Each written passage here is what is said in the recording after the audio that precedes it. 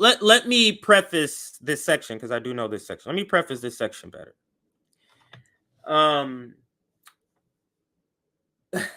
This is where they're talking about the ridiculous cartoonish level propaganda that's coming from Israel. Like, it's like, and Nick and I have said this many times, it's so absurd, outrageously bad. And we're going to be covering another TikTok video that kind of parodies this ridiculous propaganda, but this is what she's referring to. That is Mia, but let's listen here. Astounding.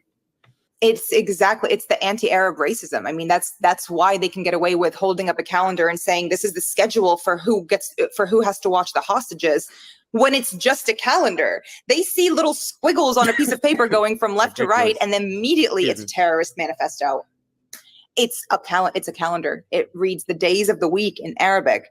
It's what let me pause it here, because I'm curious to know, what is the guy who's pointing there? Let me see if I can. Where is it? Let's go back right here and see if it'll play.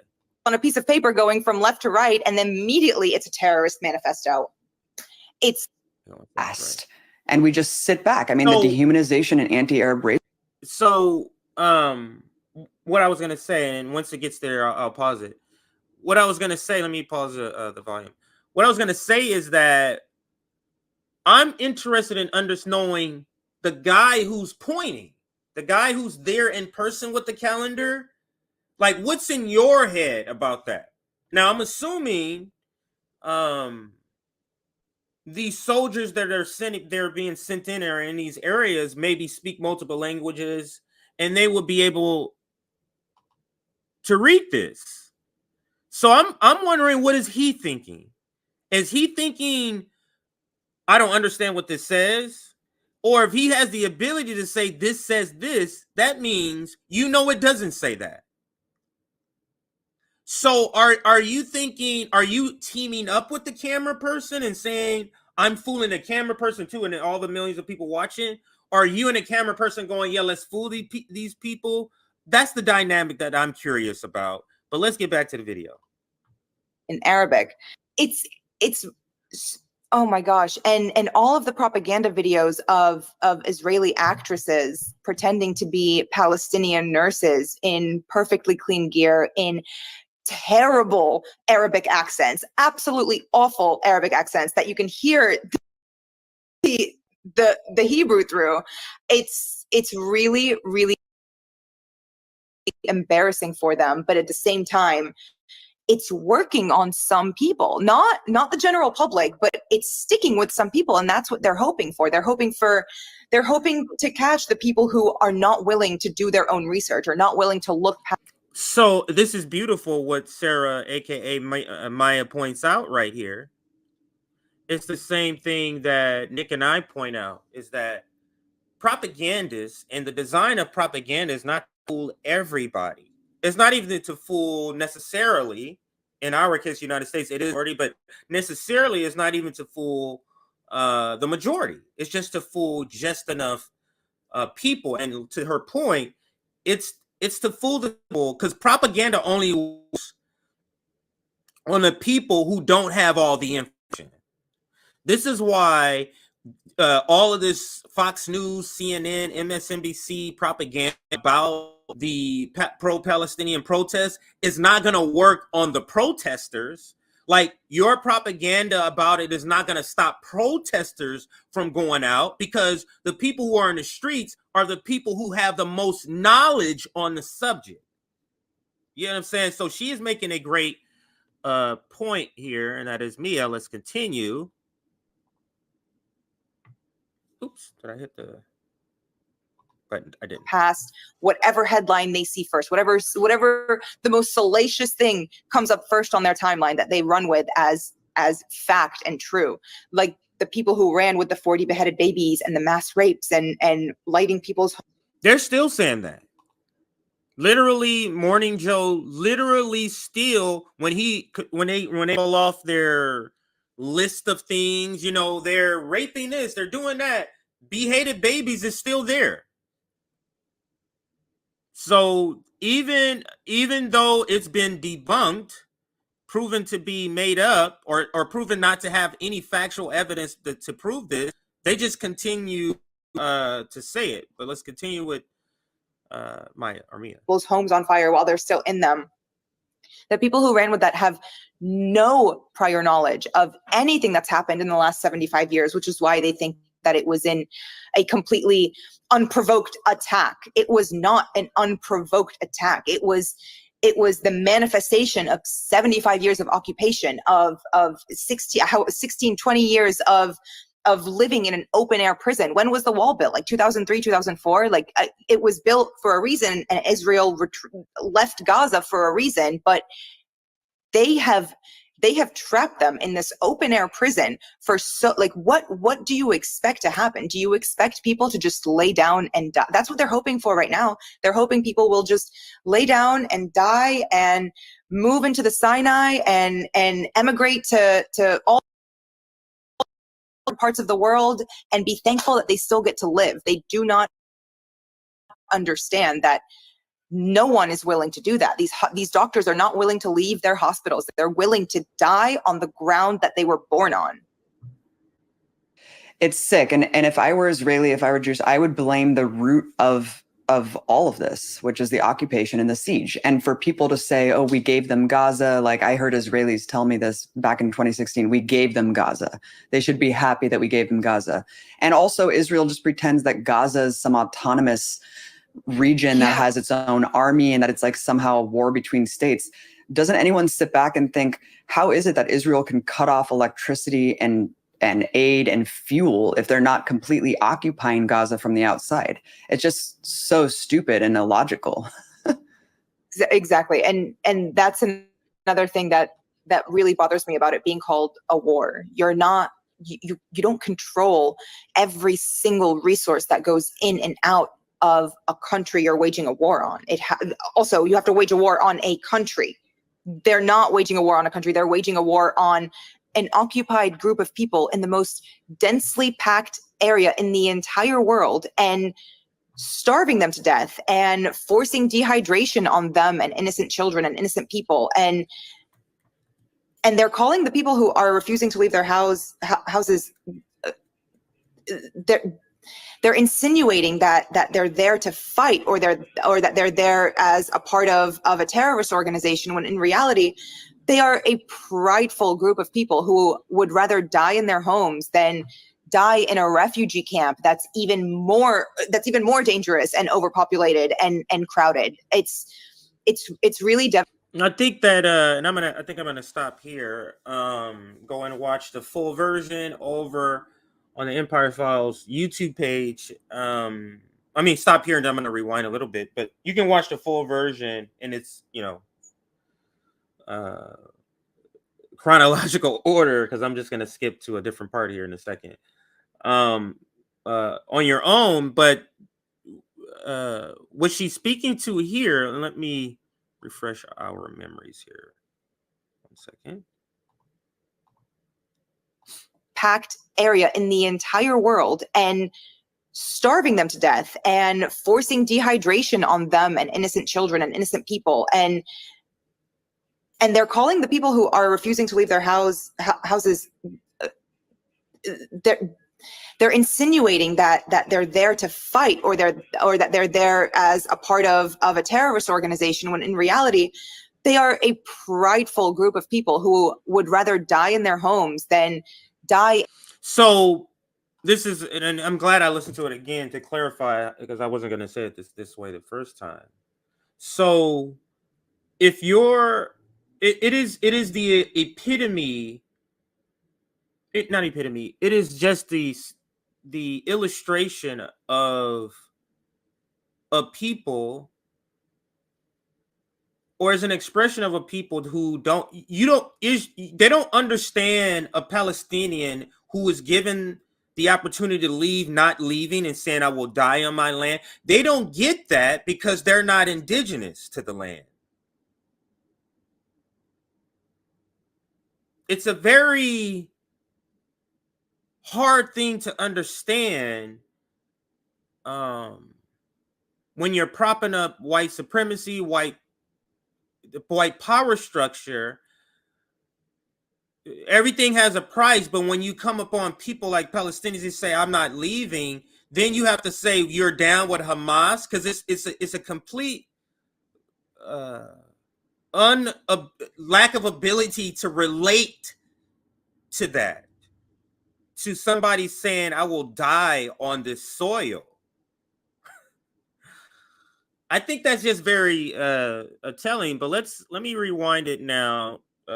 Earlier in the interview, they get over the niceties right about here. Let's listen.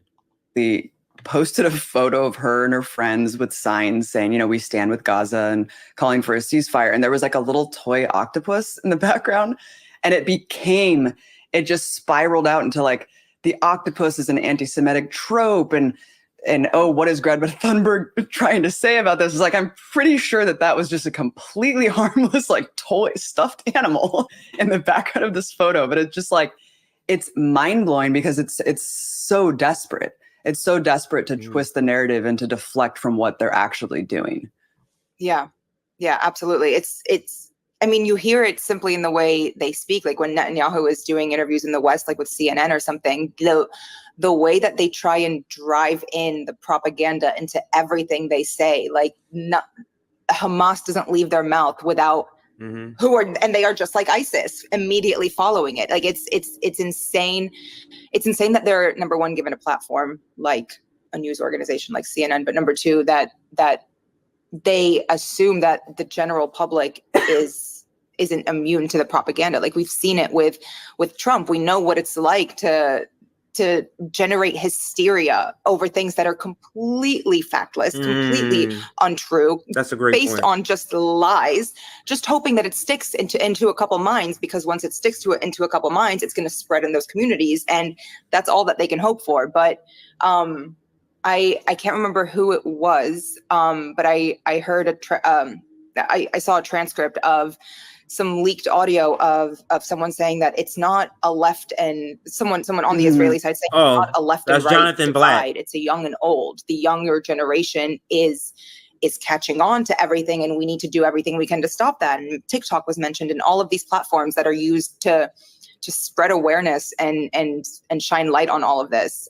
They're terrified of these things. It was Jonathan Greenblatt of the Anti-Defamation League, and it was a leaked audio recording where he actually said, quote, "We have a major generational problem.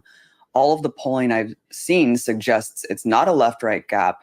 The issue is young and old." And I think that really, it strikes to the heart of the problem, because Israel's losing hold of the narrative that they've been they've maintained the narrative for so long because of the collusion with the press. I mean, they're a junior collaborator of the U.S. empire. They work in concert with the U.S. corporate media. I mean, so the U.S. corporate media.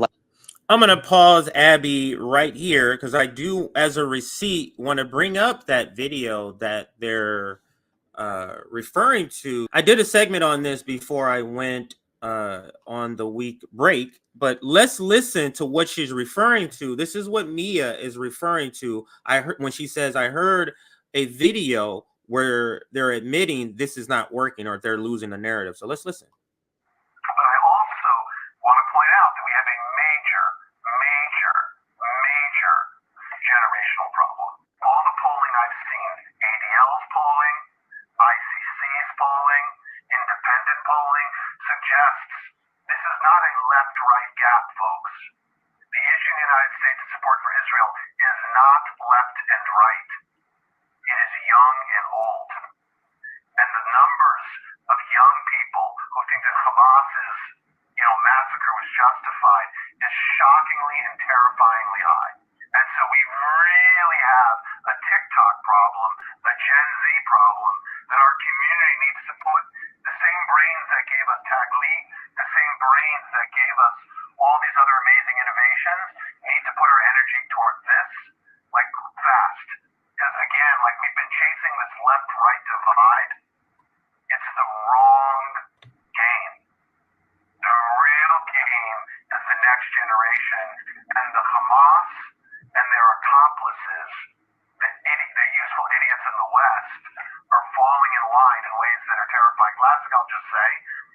we saw a dramatic change in the language of the activists here in America on October the 8th. The language of groups that we've long tracked, who've long been problematic, like Students for Justice in Palestine and Jewish Voices for Peace, they flipped like this and went to like Iranian propaganda. The language I could show you from their toolkits, because our analysts are in their groups. We saw this again on October the 8th. It was that fast. Like the language in their toolkits was all about the Zionist entity and lots of other language that we recognized from Iranian propaganda. We think there's something more to this that's below the waterline. It's the young generation we need to be focusing energy on. There's something happening with Iran and how it's now their propaganda and their language and their tactics seem to be bleeding into the American kind of activist space in ways that are very different than NIAC and very, very problematic. Yeah, so this is the video that I keep saying Maya, and I keep saying both because I don't know which way she pronounces it. I absolutely know multiple people with this name, and it's different pronunciations similar to Tara and Tara. We know Tara Reid, and I know another one I went to high school with, Tara, and she goes and spelled the same exact way. But anyway, that's the video from what Maya is referring to here. Now let's get back to the conversation. We're almost done here, and we're going to move on to the next story. So let's continue. Generational problem. All of the polling I've seen suggests it's not a left-right gap. The issue is young and my bad, everybody. I did not go back far enough. Let's go there. Forms that are used to spread awareness and shine light on all of this. They're terrified of these things. It was Jonathan Greenblatt of the Anti-Defamation League, and it was a leaked audio recording where he actually said, quote, "We have a major generational problem. All of the polling I've seen suggests it's not a left-right gap. The issue is young and old." And I think that really, it strikes to the heart of the problem because Israel's losing hold of the narrative that they've been, they've maintained the narrative for so long because of the collusion with the press. I mean, they're a junior collaborator of the U.S. empire. They work in concert with the U.S. corporate media. I mean, so the U.S. corporate media, like all allies of the U.S. empire, they just basically run press releases from the IDF, and they're just their media stenographers. And so for the longest time, up until the advent of social media, Israel's just been able to have this stronghold on like what the talking points are. But as you've seen Palestinians dictate their own reality, that's slipping away more and more. And they are so desperate. I mean, we know that they have war rooms at Tel Aviv University with dozens, probably hundreds, if not thousands of people who are literally employed to correct the record online, whether it's Wikipedia or whatever. We know that Israeli officials try to take down pro-Palestine posts on TikTok and Twitter, but it still isn't working, Sarah. I mean, because Palestinians are showing us real time, like, these are the atrocities. This is our life. You can't argue with that. Like, but of course they try, right? They're even grotesquely insinuating that these people are all like working as actors and all the the dead babies are like toys. And I mean, it's fucking sick. It's truly dystopian. It makes you feel like, are we living in the same world? Like, how can someone like stand and say these things and perpetuate these things when we're seeing it with our own eyes? We're seeing the reality that is in Gaza, and we're seeing the reality that is in Tel Aviv and the rest of Israel, when it's not just Gaza that isn't safe. We haven't even touched on the West Bank and Israeli citizens who are of Palestinian descent being arrested in their homes simply for standing in solidarity with children who are being murdered in their own homes. It's lunatic. It's twisted beyond belief. And I think that really strikes to the heart of why you are such a threat, because we're talking about, like, especially like Gen Z, you know, millennials, Gen Z, people know what the hell's going on. You look at even like polling for just support for Israel, it's exactly the same thing. And I don't think it's necessarily just distrust in corporate media, although I do think that has a huge role to play. I think that, you know, people who grew up, especially in a post 9/11 world, it's like that's just like the meme. It's like the media lies us into war over and over again. So why would you believe them now? But I think more importantly is that Israel's control over the narrative for so long. I mean, this goes back to the clash of civilizations. It goes back to just that idea that Arabs are terrorists. And it, of course, was cemented further with 9/11.